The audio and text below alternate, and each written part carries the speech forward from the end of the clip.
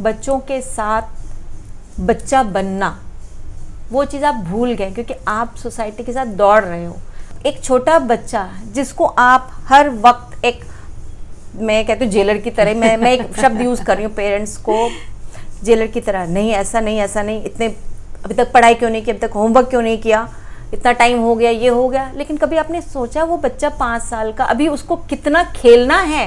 मतलब आपने बच्चों को रोबोट बना दिया है कि ऐसे ही हंसना है, आपको ऐसे ही स्पून से खाना है, आपको ऐसे ही रोटी तोड़नी है, आपको मतलब इस तरह से बैठ के ही खाना है। आप बच्चा है वो कैसे भी खा सकता है, गिरा के भी खा सकता है, गिराना नहीं है खाना।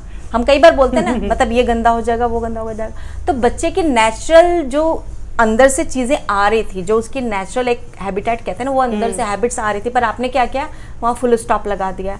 मंथन में आप सभी का हार्दिक अभिनंदन है।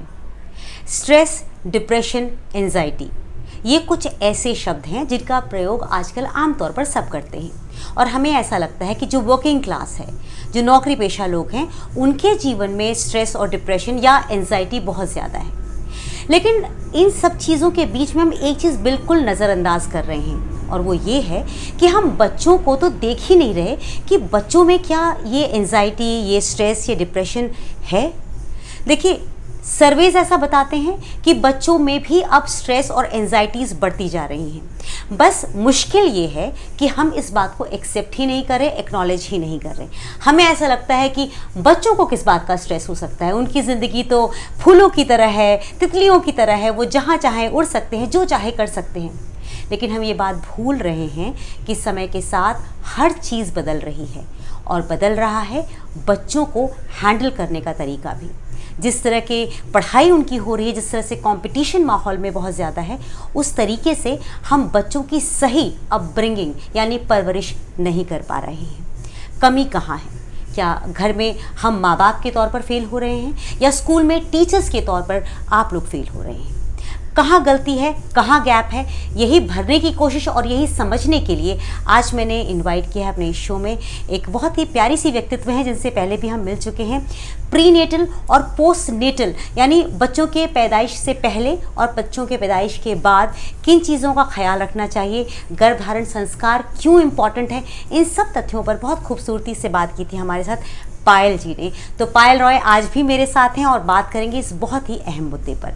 पायल, वेलकम। कैसी हैं आप? मैं बिल्कुल ठीक हूँ। अभी इतने समय में हम बच्चों की चूँकि हम बात कर चुके हैं, तो कुछ बदला है क्या माहौल? मुझे लगता है कि बहुत लोग जो हैं इस चीज़ को समझ रहे हैं और इस चीज़ पे काम करने की कोशिश कर रहे हैं, जो अच्छा। मैंने महसूस किया है। क्योंकि अगर मेरे अंदर ये फीलिंग आई है तो कहीं ना कहीं मेरे जैसे और भी बहुत सारे लोग होंगे जिनके अंदर ये फीलिंग आई होगी कि नहीं, कुछ तो रीज़न है। क्योंकि वो भी कहीं ना कहीं, क्योंकि बहुत लोगों के अंदर ये रहता है रूट कॉज पे जाने की, जैसे मुझे रहती है कोई भी चीज़ के अंदर जड़ तक पहुंचने की, तो मेरे जैसे और भी बहुत सारे लोग होंगे जो इस तरह का काम कर रहे होंगे। तो मुझे लगता है कि चेंज तो आ रहा है बिल्कुल। लेकिन पायल, आज भी हम लोग बच्चों की मेंटल हेल्थ को बिल्कुल एक्नॉलेज नहीं करते। मुझे लगता है कि हम बड़े भी अगर जब आपस में बात करते हैं तो हमें अपने ही इतने सारे क्वेश्चंस होते हैं, अपने ही इतनी स्ट्रेस और एंजाइटी की बातें होती हैं कि दिन गुजर जाता है अपनी बात करते करते। पर बच्चों के अंदर भी स्ट्रेस, एंजाइटी, डिप्रेशन बहुत बढ़ रहा है। क्योंकि अगर आप नोटिस करें तो बच्चे आजकल, अपने घर के भी बच्चों को अगर हम देखते हैं तो उनके अंदर ना गुस्सा बहुत बढ़ता जा रहा है, एक दूसरे के प्रति बहुत मतभेद और एक दूसरे के प्रति बहुत एक अजीब सा वैमनस्य की भावना आ रही है, जो कि पहले हमारे समय में नहीं थी। मैं देखती हूँ बच्चे जो गेम्स भी खेलते हैं ना, तो वो बहुत अटैकिंग वाले गेम्स खेलते हैं। आजकल तो आपको पता ही है मोबाइल गेम्स ने तो बहुत कमाल कर रखा है बच्चों के जीवन में।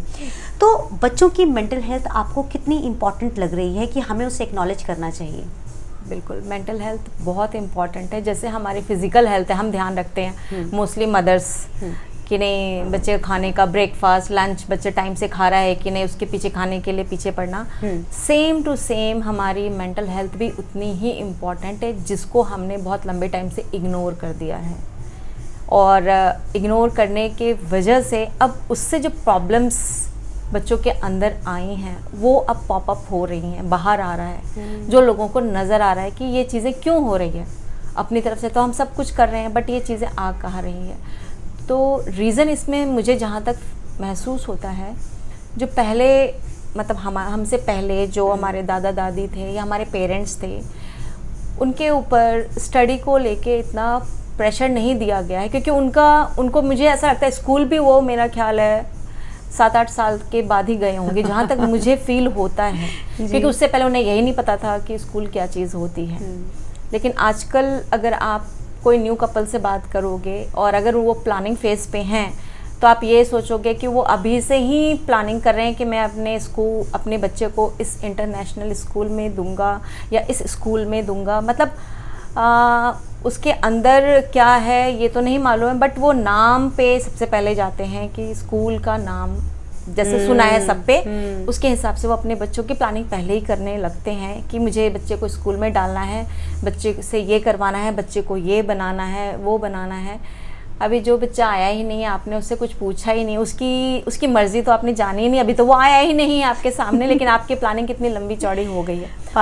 आप जो बोल रहे हैं ना, मुझे आपकी बात से एक बात ध्यान आ रहा है कि एक 5 साल का बच्चा होगा शायद, उसके पेरेंट्स एक बार काउंसलिंग के लिए बात कर रहे थे और वो बोल रहे थे कि हम अपने बच्चे को IIT में डालना चाहते हैं, तो कौन सा इंस्टीट्यूशन बहुत अच्छा रहेगा। और मैं सिर पकड़ के बैठी थी कि 5 साल का बच्चा, भाई उस बेचारे को चैन से जीने दो। आप उसके लिए अभी से सोच रहे हो कि 5 साल के बच्चे को आपने IIT करवाना है, क्या पता उसका मन ही ना हो, क्या पता उसका एक्टर बनने का मन हो, तब आप क्या करेंगे, है ना। यही कुछ चीज़ें हैं, क्योंकि मैं यहाँ पे बच्चों को देखिए, बच्चे हमारे पास आए हैं, हम उनको ढाल रहे हैं, यानी हम यहाँ पे कुम्हार का काम कर रहे हैं, हमें एक मिट्टी मिली है, हम उस कुम्हार का काम कर रहे हैं और इस वक्त हम उसको जैसा मोल्ड करने की कोशिश कर रहे हैं। हमने ये नहीं देखा कि वो मिट्टी कैसी है, उस मिट्टी से आप किस तरह का घड़ा बना सकते हो, क्योंकि हर एक मिट्टी की अपनी एक यूनिकनेस होती है। पर अगर हम हर मिट्टी से एक ही चीज़ बनाना शुरू कर दें तो वो पॉसिबल नहीं, कहीं ना कहीं जाके वो चीज़ जो आपने मटेरियल बनाया है वो कहीं ना कहीं ख़राब हो सकती है। राइट, बिल्कुल इस चीज़ पे, क्योंकि हमने क्या किया है, हाँ भाई मुझे मटका बनाना है, तो जैसे भी मिट्टी आ रही है मैंने उसको मटका बना दिया है, सुंदर से सजा दिया, सब डाल दिया। लेकिन कहीं ना कहीं अगर उसका मटेरियल उस चीज़ के लिए सही नहीं है तो कहीं ना कहीं तो वो टूटेगा या ख़राब होगा, कुछ तो प्रॉब्लम आएगी। मतलब नेचर ने हमें हर चीज़ इस तरह से दी है, अगर आप डीपली जाएं तो हर नेचुरल चीज़ आपको वो चीज़ सिखाती है। बट हम लोग शायद जो लाइफ की इतनी भगदड़ में इतने हो गए कि हम नेचर से भी दूर हो गए, प्रकृति से भी दूर हो गए हैं और हम एक कहते हैं ना आर्टिफिशियल लाइफ में भागे जा रहे हैं कि ऐसा ऐसा होना चाहिए। तो बच्चों के साथ क्या मेंटल हेल्थ क्यों इम्पॉर्टेंट है? जब बच्चा हमारे घर में है, ठीक है, तो हम क्या करते हैं, हमने हाई सोसाइटी के बच्चे ऐसे होते हैं। जो बच्चा मिट्टी में खेल कूद रहा है या घर में हुड़दंग मचा रहा है, तो यानी वो लो सोसाइटी का बच्चा। एक हमने लेवल दे रखा, आप नॉर्मली, मतलब मैंने कई बार सुना भी है, बिल्कुल मैं ये नहीं कह रही हूँ, अगर मैं कहीं गलत हूँ तो इसके लिए मैं माफ़ी चाहती हूँ, लेकिन ये चीज़ें मैंने सुनी हैं। कैसे हैं, इसको कुछ सिखाया नहीं है, ऐसी बातें नहीं। मतलब आपने बच्चों को रोबोट बना दिया है कि ऐसे ही हंसना है, आपको ऐसे ही स्पून से खाना है, आपको ऐसे ही रोटी तोड़नी है, आपको मतलब इस तरह से बैठ के ही खाना है। आप बच्चा है वो कैसे भी खा सकता है, गिरा के भी खा सकता है, गिराना नहीं है खाना। हम कई बार बोलते हैं ना मतलब ये गंदा हो जाएगा, वो गंदा हो जाएगा। तो बच्चे की नेचुरल जो अंदर से चीज़ें आ रही थी, जो उसकी नेचुरल एक हैबिटेट कहते हैं ना, वो अंदर से हैबिट्स आ रही थी, पर आपने क्या किया, वहाँ फुल स्टॉप लगा दिया। वो अपना नेचुरल सारी चीज़ें भूल के एक रोबोट की तरह, नहीं ऐसे खाना है, मुझे ऐसे बैठना है, मुझे इतना ही हंसना है, मुझे मतलब इतना ही बोलना है। तो आपने क्या किया है, उसकी हर चीज़ों पे स्टॉप लगा दिया है। तो जब आप उसको पूरी तरह से एक्सेप्ट कर ही नहीं रहे हो तो वो बच्चा आपके साथ कैसे खुलेगा, चाहे वो पेरेंट्स हो, चाहे वो टीचर हो, चाहे वो कोई भी अदर पर्सन हो। अगर आपने उसकी हर चीज़ पे रोक लगाई है तो बच्चा आपसे कैसे खुल के बात करेगा, वो अपनी फीलिंग शेयर कैसे करेगा।